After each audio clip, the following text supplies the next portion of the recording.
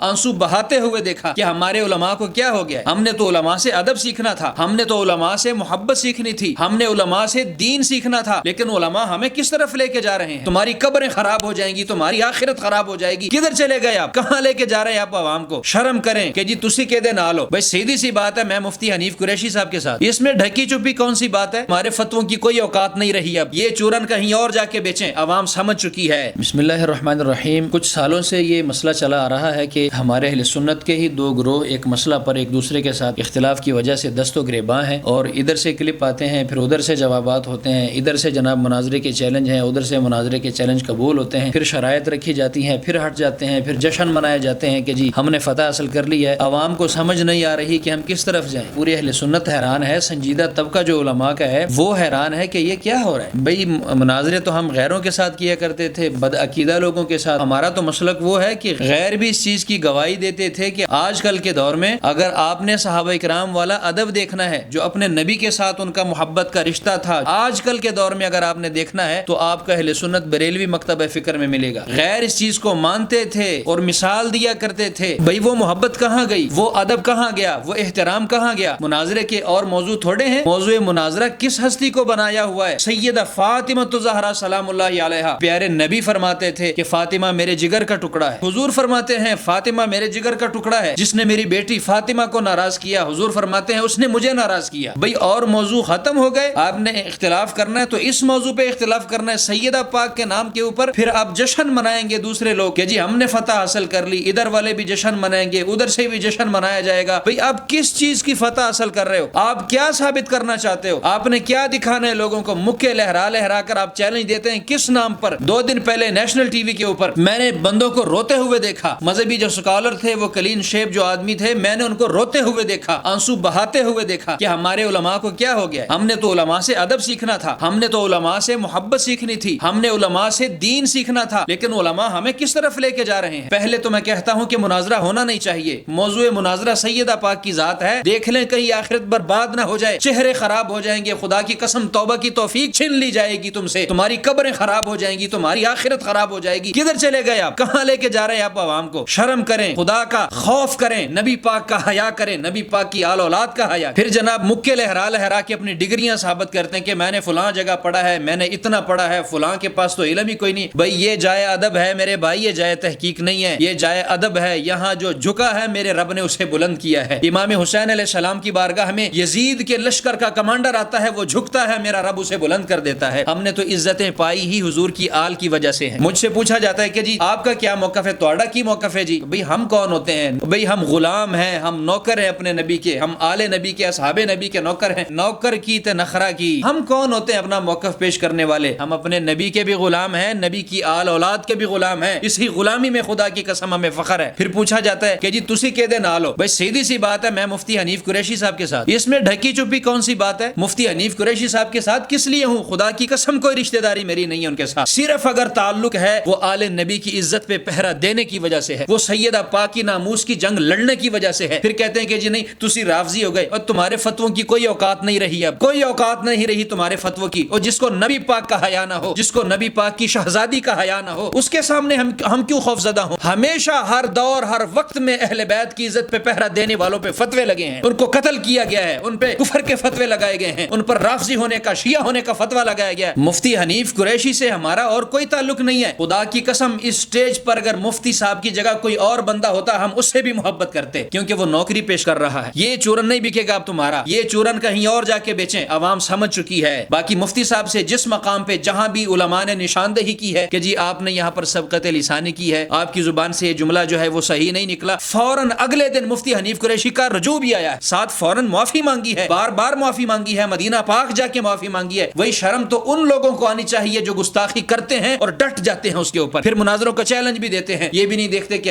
آگے ہستی کس کی ہے. خدا کی قسم اگر سیدہ پاک ناراض ہو گئی تو مصطفیٰ کریم ناراض ہو جائیں گے, اگر مصطفیٰ کریم ناراض ہو گئے تو میرا خدا ناراض ہو جائے گا, کیونکہ میرے نبی کا فرمان ہے کہ جس نے میری بیٹی فاطمہ کو راضی کیا اس نے مجھ محمد کو راضی کیا, اور جس نے مجھے راضی کیا اس نے میرے رب کو راضی کیا. جس نے سیدہ پاک بی بی فاطمہ الزہرا کو ناراض کیا اس نے مجھ محمد کو ناراض کیا, اور جس نے مجھے ناراض کیا اس نے میرے خدا کو ناراض کیا. وہ پلے کی رہ گیا جناب. دست بستہ گزارش کروں گا کہ یہ مناظروں والا کھیل چھوڑیں, سیدھی طریقے چہرے اپنی پگڑی دستار اتار کے حضور کے شہزادی کی بارگاہ میں پیش کریں، خدا کی قسم یہ سر جھکے گا نہیں، یہ اور بھی بلند ہو جائے گا۔ یا سیدی یا رسول اللہ، دوزخ تیری ناراض طبیعت کی سزا ہے اور جنت تیرے بچوں سے محبت کی جزا ہے۔